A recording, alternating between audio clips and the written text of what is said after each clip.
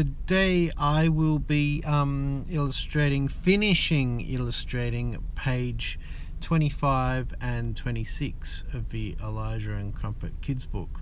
So I'm just mucking around here, checking I am going live everywhere I should be, so just bear with me for a sec. Here we go. Yeah, I'm up on Periscope. But you can't do it to Instagram at the same time. But, you know, you can't have everything. I think that's always been a thing, you know. What else? YouTube. See if I'm going live on YouTube. And then we'll get into it. Yep, there we go. Cool. So let's see how this goes.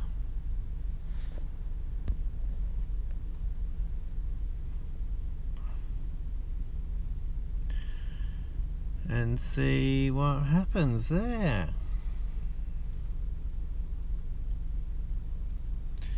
I just check I've got audio coming through.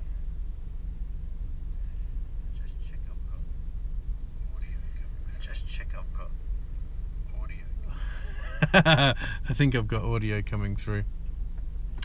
Cool. Well, that's a very good. So this is yet another what you'd probably call a live experiment. Just working out ways that I can go live as simply and easily as possible.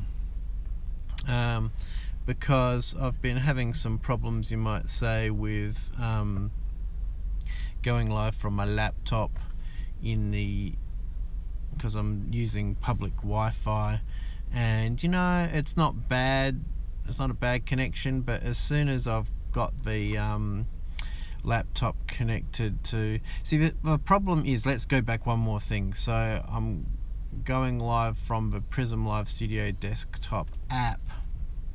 Well, not app, program. When it's on a computer, it's called a program, I think. And but the problem is you can't see the chat in there. So for some strange reason, it's got the chat box, so you can see the chat coming in from Twitch and Periscope and from YouTube, but it just doesn't work. So I'm trying to go live from my mobile phone, because I do know that that works across all the platforms, I'm pretty sure, for comments. So just working out a way that I can go live doing that.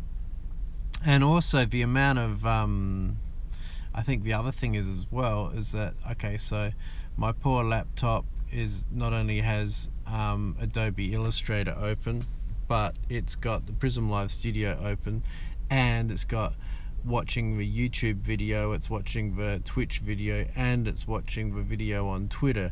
So I'm putting a fair bit of strain on it, you might say.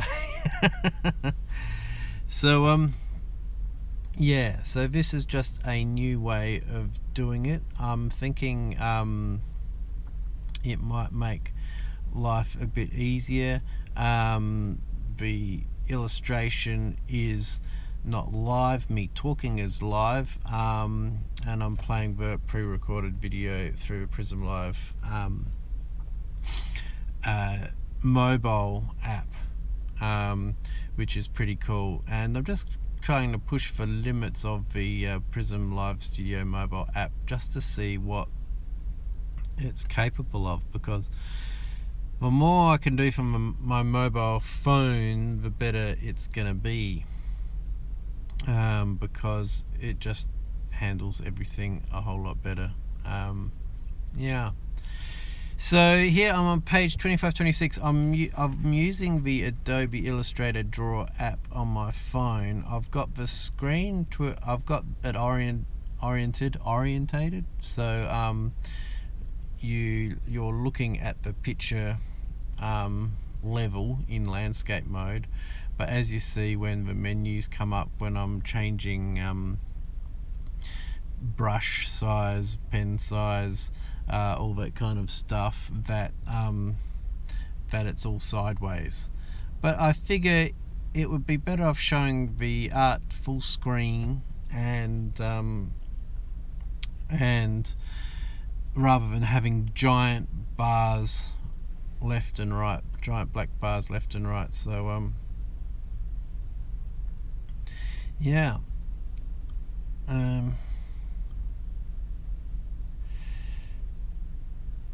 That's weird. In the Twitch stream it says Prism Live Studio is live on air. Don't know what that's all meant to mean, but anyway. So I'm thinking, in one way or another,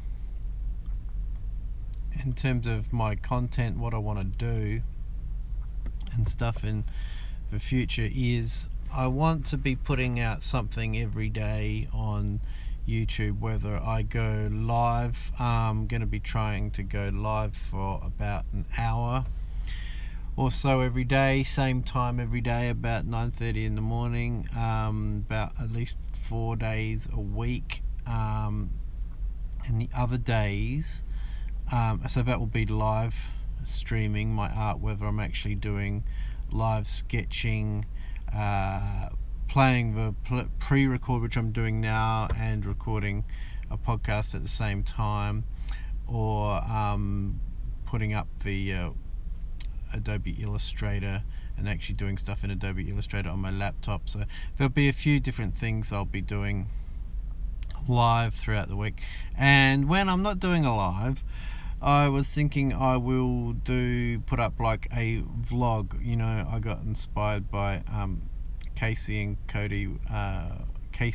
Neistat and Cody Warner doing their daily vlogs again, although I've noticed Casey dropped off a twig for a couple of days, so hopefully he's okay, and do vlogs those other days. And the vlogs that I do will be kind of like little quick tutorial style vlog things, because I'm just trying to focus the channel more on kind of my goals, which is kind of to show my journey as an artist, but also to kind of figure out all the ways and means that you can go from being a struggling artist or a starving artist, whatever you want to call it, to being a thriving artist, mainly through all the ways that you can document your journey along the way. I think doing live streams is a great way of doing that. So that's why I'm kind of incorporating that into the whole thing. Noticing that my phone screen is 720p. That's not too bad though. I'm looking at it also on the laptop, and that's coming through all right. So it'll be interesting to see if I get if anyone in the chat pops up, just to double check all that's working as well. But yeah, so with the sketching of page 25 and 26, it's been like, this whole thing is a massive learning curve. As you can see, like the background of this page is one layer, the house on this page is another layer, and then all of the characters are their own individual layers. And I thought that would be good in terms of efficiency, because the house appears twice in the book, and the background appears, that massive landscape appears 3 times in the book. I thought it would be handy to draw it really big and draw it once, and that way I can kind of zoom in and use different kind of sections of those images on the different pages, so I'm essentially only drawing it once. With the background through the book, what I've done is I've coloured it. I've done a normal colouring on the background, but then I've gone into some filters and adjusted the colouring, so I've got kind of like a dawn version of the hillside, midday light of the mountains, and then an evening light of the mountains. And that's worked pretty well, mainly because the hills or mountains or whatever you want to call them, they're all the same size. We can see I've stretched it out, so we're a little bit closer in on the landscape than in the previous pages. But the landscapes work quite well. With the house, so I had a full layout of the house. The whole house was on page 1 and 2, and it fits on the page. Whereas on this one, page 25-26, it's zoomed in more. Even though the image is quite big, I've been kind of mucking around with resolution things, because I'd have to rescan the image to get the resolution as good as you can. You can see there's a little bit of pixeling, but these characters are quite small on the page, so I'm zoomed in quite a lot. I've had a look at this page to scale on the laptop, and you don't notice that at all. So I'm kind of hoping that that's all going to be okay. But just the thing with the layers is that if you decide to do something similar to me, doing cutouts of the images, firstly make sure they're really big, but every time you save the image out or whatever, make sure that you're getting the highest resolution you possibly can. And I was getting caught out earlier because unless you've got Adobe Illustrator on your computer, you can't actually get the full high res imagery off your phone, which is kind of, it's I suppose Adobe have to make their money, and so it's not ideal, but working on multiple layers like this, it's just it's a lot of checking and double checking resolutions before you plunge into doing a whole heap of illustrating on top of a drawing and realize, hang on a minute, that's not going to work when you lay it out on the big picture. It's good to be always checking on the computer that the resolution's right. You can see I've just kind of put the highlights of the stairs under the shadow to kind of make that look a little bit more natural.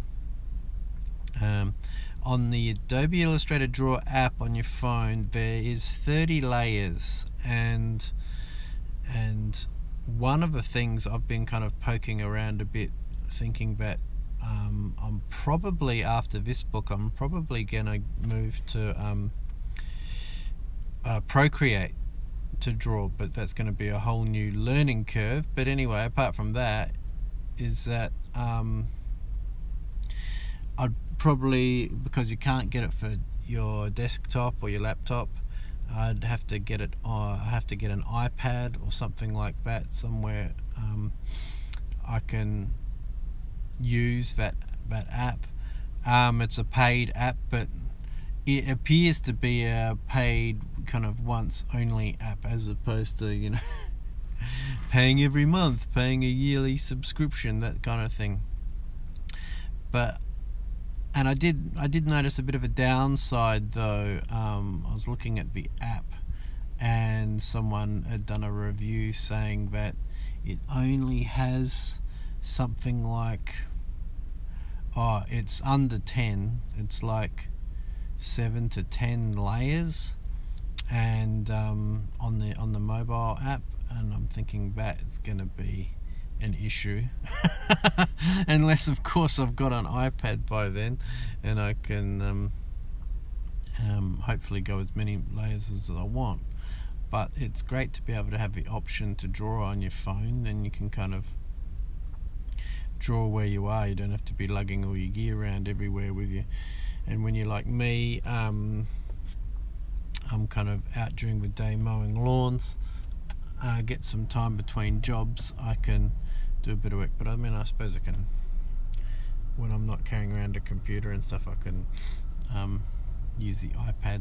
So yeah, doing the shadows on the stairs is a little bit tricky, working out what the light is actually doing on the stairs. But I need to be able to actually look at the stairs, the imaginary stairs, and put the sun where I want it. So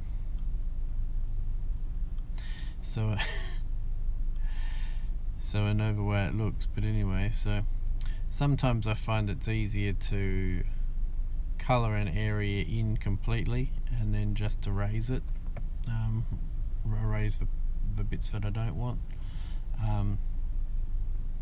Kind of all just depends a bit on the space. So and I notice I got the watermark here. I can actually, that's right, if I put notifications on the Prism Live Studio, the watermark goes away. So I must have forgotten to do that before I went live. I mean, before I went live, Periscope had disconnected, and then when you choose Twitch, you've got to choose a category. Otherwise it won't let you go live on Twitch either. So figuring these things out as I'm going along.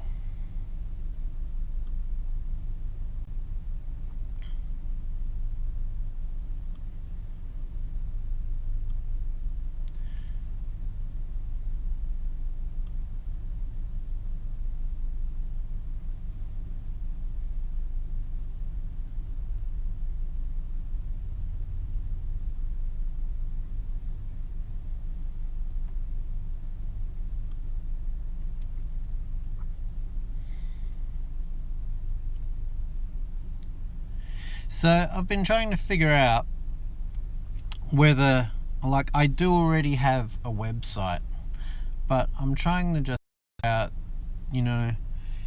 is it really, like, do you just have a really bare basic website and as a place for people to contact you, or do you make it, quite detailed? And I've been out there mowing lawns with my headphones in, and my headphones over my earmuffs over my headphones. I need to get one of those earmuffs with Bluetooth, but I've been listening to lots of podcasts and all that about why you'd need a website as an artist, and there seems to be a few common things which keep coming up, because you can get on Facebook and you can get on Instagram and you can get on all of those sites, and they're great and they'll put you in front of an audience according to their algorithm. But I suppose it's a matter of when the algorithm doesn't work for you. But who goes and visits artist websites as well? Like, I don't go and visit artist websites. I look at their Instagram feed, or their YouTube video or something like that, but I never tend to go to their website. So I'm just kind of wondering if there's any real point to it. But I think, I kind of have to put myself in the shoes of someone who might want to hire my services as a kids book artist or something like that, and go, well, what would they be looking for? Like, if I was wanting to hire one of these illustrators, I suppose I would go to their website, and I suppose I would want to see their their work, and so I think the thing is that it helps people take you seriously a bit more when you have a website, maybe. It's funny because since I've been thinking about the whole how seriously do you take a website as an artist, I've kind of been lots of great artists that I follow on Instagram, I'll be clicking on their profile, and it might go to their YouTube channel, or it might go to their Etsy shop or something like that, but very rarely does it go to a website. And I'm just wondering if that's doing yourself a disservice. And I know a lot of people use Linktree as well, and I've kind of on and off used Linktree, and Linktree is a service where you basically sign up for a web page, basically a web page which directs people wherever you want them to go. So if you've got a bunch of things like a YouTube channel and an Instagram and a podcast or whatever, you can put those all on the Linktree, and that acts as a web page. And so for sites like Twitter and Instagram, where you can only get one link in your bio, they can click on that and they can see everywhere you want to go. But I've kind of recently been thinking that, okay, maybe if I did a bit of a recreation of a link tree on my website, that then directs to the other things, because Linktree are basically getting all your information, like where your visitors are coming from, what they're doing, how long they're spending on the page, what they're clicking, all that kind of stuff. But if, like, I've got a WordPress website, if I set up that page, I'd be able to see everyone's activity that hits that page, and see if it actually works or not. So I'm thinking that might be a good thing to have on an artist website, is like a and it doesn't have to be your homepage, because your homepage is kind of different. You'll have some of your images or paintings or work or whatever, a little bit of a thing about yourself and all that kind of stuff. But I'm kind of saying that you have your alternate links page as a page, but you don't necessarily have it visible on your website when people first come to your website, because it'd be mainly set up for, it might be mainly set up for mobile, I'm not sure, but so that's my ideas there. And also another reason is that with a website you can inject more of your personality into it. But I know a lot of people feel daunted. I kind of feel daunted about a website, and whereas social media, you just upload your images, you upload your bio, you upload your photos, you upload your videos, all those kinds of things, and it's all done for you, but you're working within their constraints.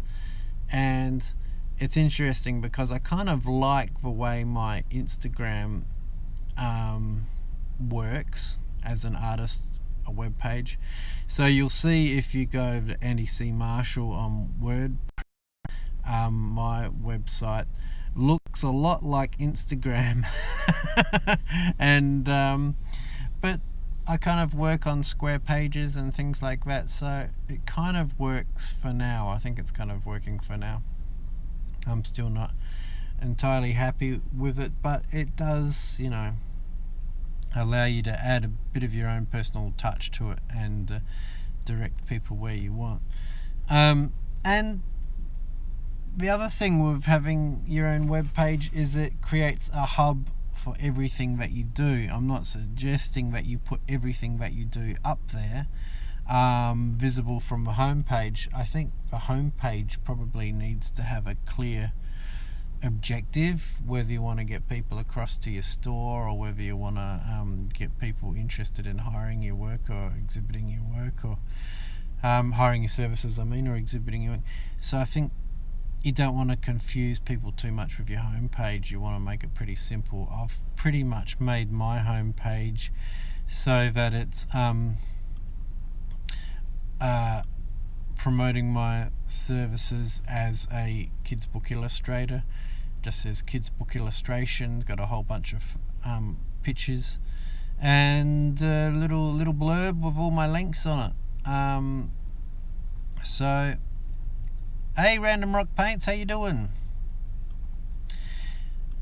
Just talking about websites, whether you need an artist website or not.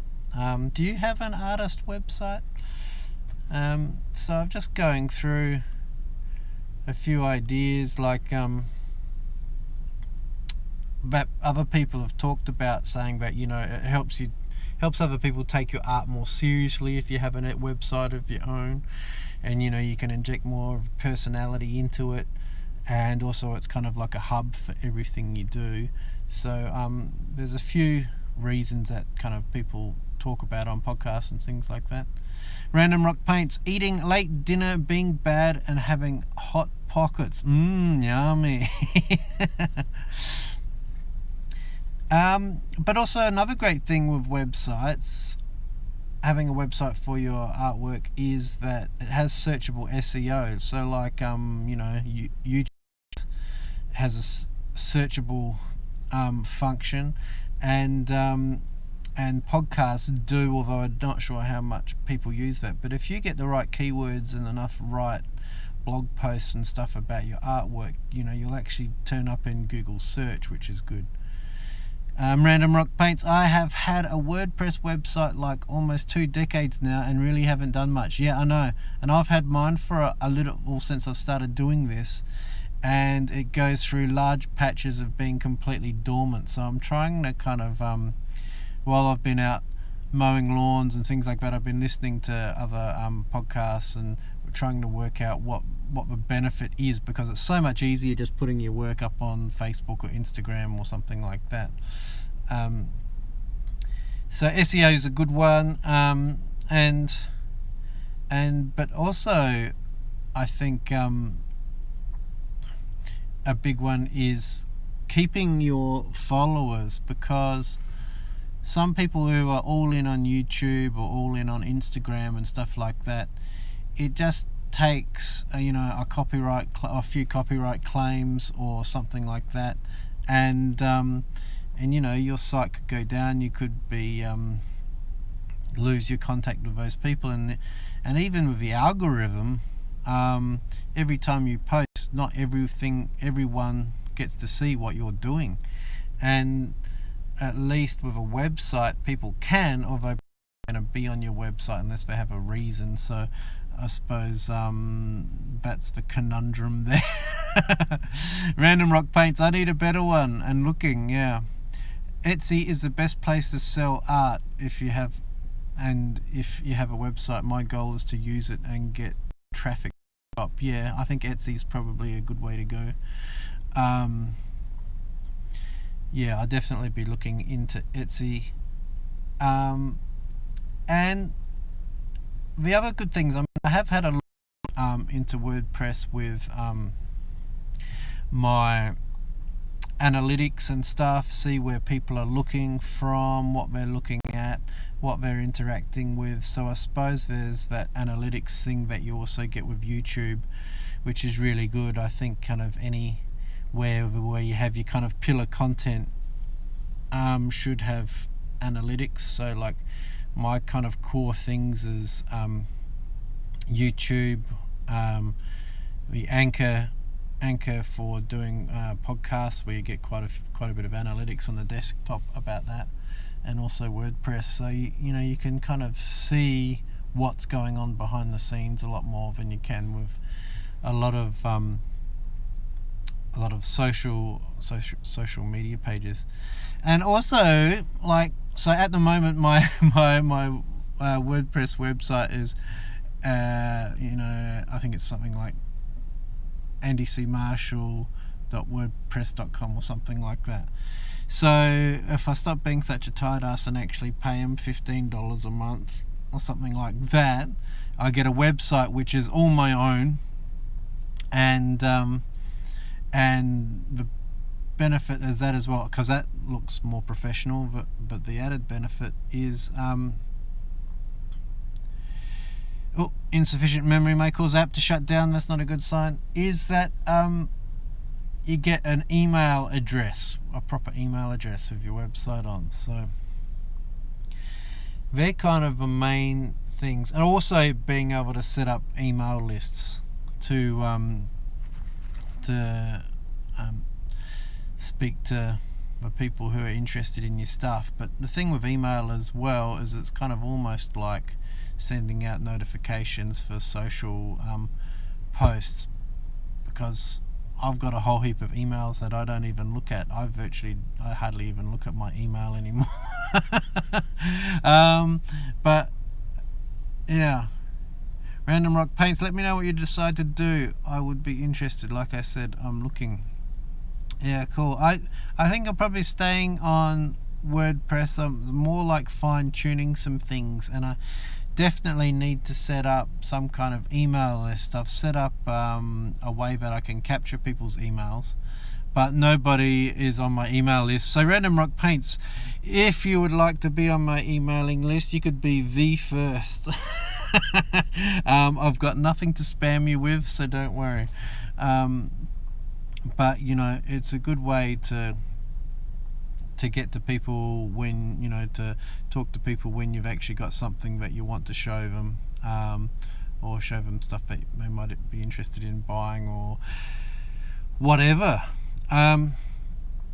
So yeah, this page is pretty much done here.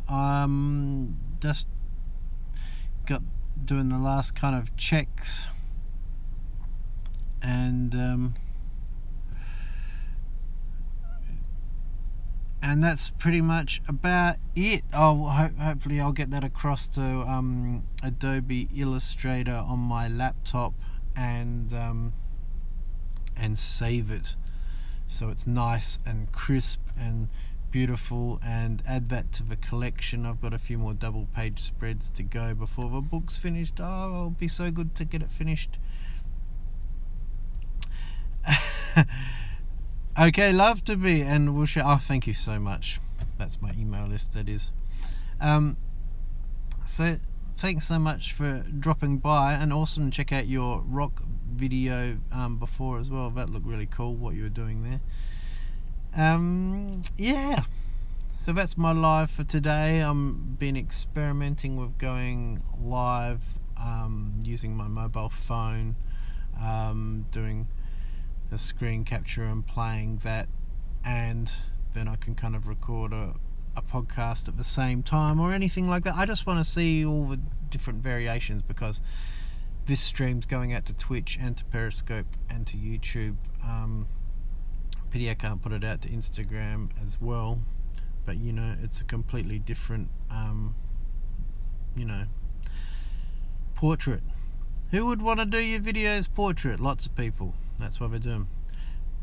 Lol, yes, I'm learning to edit. Yeah, it's a big learning curve. I've been doing all my editing on my phone, and to finally occasionally do edits on my laptop, I'm completely lost. I only know what I'm doing if I'm doing it on my phone. Yeah, cool. Alright, well, great to see you, and if anyone's watching on the playback, or please, I'd love you to hit that thumbs up, because that tells people that tells the algorithm that it's worthy of something. And if you comment, I'd love to have a chat. Anyway, I will hopefully be back again soon. As I was saying, I'm wanting to try and do like a 9:30 either live or post a vlog every day. Because I'm inspired by Casey Neistat and Cody Warner, except I'm not going to do a daily vlog every day. It's either going to be a live stream or it's going to be a vlog, but something will be going up every day, I hope. I just kind of like that routine of putting stuff out on a regular basis, because it keeps me productive. Yeah, anyway, catch you later. Hope you have a great night, and see you next time. Bye.